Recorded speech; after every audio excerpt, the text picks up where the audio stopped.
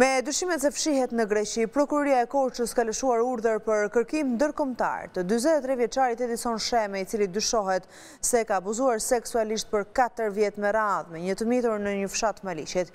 Burime nga policia bëjnë me dije se 43 vjeçari Edison Sheme mund t'i drejtuar shtetit grek, aty ku prej vitesh jeton vëllai i tij.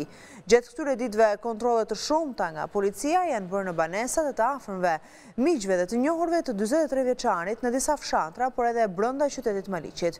Urdhri i kërkimit ndërkombëtar u përsolli Interpol Tiranës për të vjuar procedurat e kërkimit, si edhe po komunikohet me homologët për të arritur në arrestimin e 43 vjeçarit. Ishte e mitur ajo që denoncoi rastin në policinë e Maliqit, duke deklaruar se 43 vjeçari abuzonte me të kur ishte 12 vjeçe në një magazin në pronësi të tij. E mitura ju nënshtrua edhe ekspertizës mjekoligjore ku vërtetua se është abuzuar me të.